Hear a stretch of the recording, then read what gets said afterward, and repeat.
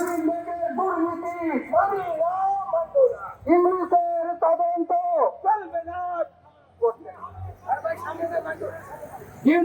আপনারা হয়তো অবগত না, এখানে সাংবাদিক ভাইরা আছেন অনেকেই ইয়াং জেনারেশন। আমি 2004 সালে আমি পেনশনে আসি, আর 88 সালে যোগদান করি। আমার চাকরির বয়স হলো 10 বছর।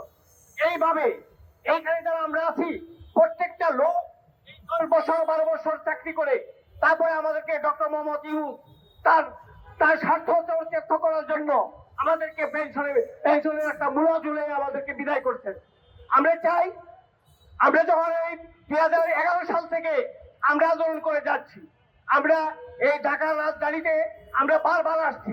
আপনারা হয়তো অবগত আছেন, সিনিয়র সাংবাদিক বৃন্দ যারা আছেন তারা হয়তো অবগত আছেন যে আমরা সেই 2011 সাল থেকে আমরা এই গ্রামীণ ব্যাংকের বিভিন্ন বিষয়ের কূটকৌশলীর বিরুদ্ধে আমরা আন্দোলন করে যাচ্ছি। আজকে তারই ধারাবাহিকতায় আমরা আসছি। গত 18 মাস যিনি বাংলাদেশের রাষ্ট্রপ্রধান ছিলেন, তারই প্রতিষ্ঠান, সেই প্রতিষ্ঠান সৃষ্টি করেছিলেন। আমরা তার সৃষ্টির সেই অবহেলিত মানুষ আমরা আসছি। আজকে 70 বছর বয়সে আমরা রোগ শোকে ভুগতেছি। আমাদের কাছে অনেক তথ্য আসছে, আমাদের ভাইয়েরা বিছানায় শুয়ে রয়েছে, কেউ কেউ আপনারা এই হুইল চেয়ারে যাতায়াত করছে। আমাদের মানবতার জীবনযাপন আমরা যে করছি সমাজের সচেতন মানুষ কেউই জানে না। শুধু আপনাদের কাছে বলতেছি, আপনারা বিবেকবান সাংবাদিক সচেতন মানুষ, আপনারা আমাদের এই দুর্দশা আপনারা লোকালয় থেকে সংগ্রহ করেন।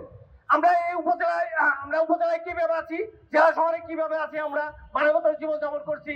আপনারা যদি আমাদের প্রতি সদয় হয়ে আমরা সত্যিকারে আমরা এই যে অসুবিধা অসহায় অবস্থায় আছি সেটা যদি আপনারা জাতির কাছে তুলে ধরেন, আমরা আপনাদের কাছে কৃতজ্ঞ থাকবো। আমরা এর সাথে বলতে চাই, এ যাবৎ আমরা গ্রামীণ ব্যাংকের সৃষ্টি লগ্ন থেকে এ যাবৎ যা দেখে আসছি, গ্রামীণ ব্যাংকের ভিতরে গত 18 মাস যেভাবে বাংলাদেশের দুর্নীতি করা হয়েছে তার চেয়ে বেশি দুর্নীতি হয়েছে এই গ্রামীণ ব্যাংকের ভিতরে। আমরা চাই আপনারা এই গ্রামীণ ব্যাংকের ভিতরে কি আছে না আছে সেটা ভালোভাবে উপস্থাপন করার জন্য আমরা শুনেছি অনেক সাংবাদিক ভাইরা গ্রামীণ ব্যাংকের বিষয় নিয়ে রাজপথে বা পত্রিকায় লিখতে সাহস পান না। একমাত্র কেমন হলো ডক্টর মোহাম্মদ ইউনূস। ডক্টর ইউনূস এমন কোনো কিছু হয় নাই আমাদের চাইতে, আমাদের চেয়ে ডক্টর ইউনূস সম্পর্কে বাংলাদেশের কোনো ব্যক্তিত্ব বেশি জানে না।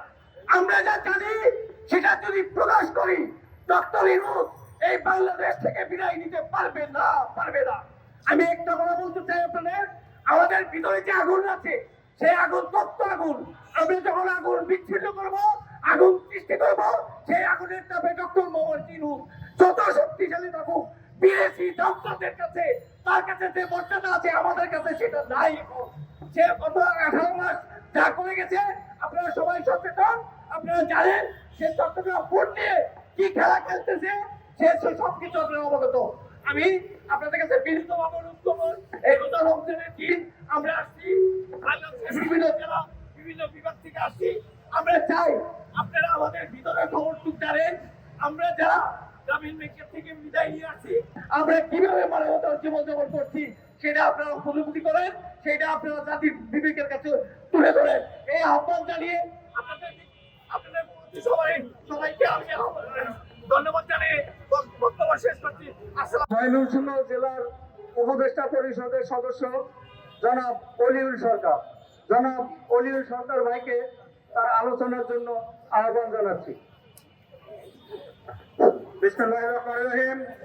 উপস্থিত গ্রামীণ ব্যাংক থেকে অবসর নেওয়া বিভিন্ন পর্যায়ের কর্মকর্তা কর্মচারী বৃন্দ, আজকের এই মানববন্ধনে উপস্থিত বাংলাদেশের টিভি এবং প্রিন্ট মিডিয়ার বিভিন্ন পর্যায়ের সাংবাদিক বৃন্দ এবং দেশবাসী, আসসালামু আলাইকুম। প্রিয় সহযোদ্ধা ভাইয়েরা এবং সাংবাদিক ভাইয়েরা, আপনারা ইতিমধ্যেই আমাদের বিভিন্ন পর্যায়ের বক্তব্য শুনেছেন। আমাদের বক্তারা বিভিন্নভাবে আপনাদেরকে বোঝানোর চেষ্টা করেছে। আমি অল্প কথায় আমি আমাদের বক্তব্য তুলে ধরতে চাই। প্রিয় সাংবাদিক বৃন্দ, আপনারা জানেন 2004 সালে দেশনেত্রী বেগম খালেদা জিয়া একটি প্রজ্ঞাপন জারি করেছিল। সেই প্রজ্ঞাপনে উল্লেখ ছিল বাংলাদেশের সরকারি বেসরকারি স্বায়ত্তশাসিত আধা স্বায়ত্তশাসিত সকল প্রতিষ্ঠান থেকে যারা স্বেচ্ছায় অবসর গ্রহণ করেছেন এবং অবসর গ্রহণ করার পর যারা মানবতার জীবনযাপন করেছেন তাদের জন্য সরকার একটি প্রজ্ঞাপন জারি করেছেন যে অবসর গ্রহণ করা থেকে অদ্যাবধি পর্যন্ত তারা অবসর ভাতা যারা নিয়েছেন তারা চিকিৎসা ভাতা পাবেন এবং উৎসব বোনাস পাবেন। এই মর্মে সরকার একটি প্রজ্ঞাপন জারি করেছেন। সেই প্রজ্ঞাপন অনুযায়ী বাংলাদেশের বিভিন্ন প্রতিষ্ঠান, সরকারি বেসরকারি আধা স্বায়ত্তশাসিত প্রতিষ্ঠান সকলেই সেই প্রজ্ঞাপন বাস্তবায়ন করেছেন। দুঃখের বিষয় শুধুমাত্র গ্রামীণ ব্যাংক সেই প্রজ্ঞাপন বাস্তবায়ন করে নাই। আমরা সেই প্রজ্ঞাপন বাস্তবায়ন করার লক্ষ্যে সেই 2004 সাল থেকে অদ্যাবধি পর্যন্ত সরকারের বিভিন্ন পর্যায়ের ব্যক্তিবর্গের কাছে আমরা দাবি করে আসছি এবং গ্রামীণ ব্যাংকের কাছে আমরা দাবি করে আসছি যে সরকারি প্রজ্ঞাপনটা আপনারা বাস্তবায়ন করেন। কিন্তু দুঃখের বিষয় গ্রামীণ ব্যাংক তাল বাহানা করে সেই প্রজ্ঞাপন এখনো পর্যন্ত বাস্তবায়ন করেনি। তারই পরিপ্রেক্ষিতে আজকে আমরা এই মানববন্ধনে দাঁড়িয়েছি। আপনাদের প্রতি আমাদের অনুরোধ, আপনারা সেই প্রজ্ঞাপন কিভাবে বাস্তবায়ন করা যায় এবং দেশবাসীর কাছে সেটা প্রচার করেন। এবং এখানে বক্তব্যের কিছু নাই, আমি দুটো বিষয় শুধু বলতে চাই। নাম্বার 1, যে গত 2004 সালের যে প্রজ্ঞাপন সেটা অদ্যাবধি আমরা পাই নাই। চিকিৎসা ভাতা, মেডিকেল ভাতা এবং বোনাস এটা অবিলম্বে আমাদেরকে দিতে হবে এবং সেটা এই রোজার ঈদ থেকেই আমরা চাই। আর দ্বিতীয়ত যে আমরা এতদিন থেকে কেন পাইনি সে বিষয়ে আমরা বর্তমান যে প্রধানমন্ত্রী আছে তার কাছে আমরা সুবিচার কামনা করছি। এ বলে কথা শেষ করছি। আসসালামু আলাইকুম রহমতুল্লাহ। ধন্যবাদ একে আজাদ ভাইকে। এ পর্যায়ে বক্তব্য রাখবেন ময়মনসিংহ বিভাগের সাধারণ সম্পাদক জনাব মোহাম্মদ সাখাওয়াত হোসেন। জনাব মোহাম্মদ সাখাওয়াত হোসেন, ময়মনসিংহ বিভাগীয় সাধারণ সম্পাদক। বিসমিল্লাহির রহমানির রহিম। আজকের গ্রামীণ ব্যাংক অবসরপ্রাপ্ত কর্মকর্তা কর্মচারী কল্যাণ পরিষদের সম্মানিত সভাপতি, উপস্থিত সাংবাদিক ভাইরা, আমার অন্তরের অন্তঃস্থল থেকে আপনাদেরকে শুভেচ্ছা জানাই। অত্যন্ত দুঃখজনক ভাবে বলতে হচ্ছে, আজকে আমরা আসলে রাজপথের সৈনিক নই, আমরা কোনো রাজনৈতিক নেতৃবৃন্দ নই। তারপরেও আমরা আজকে এই রাজপথে দাঁড়াতে বাধ্য করেছে একমাত্র ডক্টর মোহাম্মদ ইউনূস। আজকে যেহেতু 2004 সালে প্রজ্ঞাপন, উনি ওই সময়ে এই গ্রামীণ ব্যাংকের এমপি ছিলেন, সে সময় যদি উনি এই প্রজ্ঞাপনটা বাস্তবায়ন করতেন তাহলে আজকে এই বয়সে এসে আমরা এই রাজপথে হয়তো সমাবেশ করতে হতো না। আপনারা জানেন, আমরা জীবনের যৌবনের সেই দুর্নিবার আকর্ষণ উপেক্ষা করে বাংলার পথে প্রান্তরে ঘুরে ঘাম রক্ত ঝরিয়ে যে প্রতিষ্ঠান তিলে তিলে গড়ে তুলেছি, সেই তিরস্তম অট্টালিকা যার প্রতিটি ইটের ভিতরে লুকিয়ে আছে আমাদের দীর্ঘশ্বাস, আমাদেরকে বিভিন্নভাবে উনি বঞ্চিত করেছেন।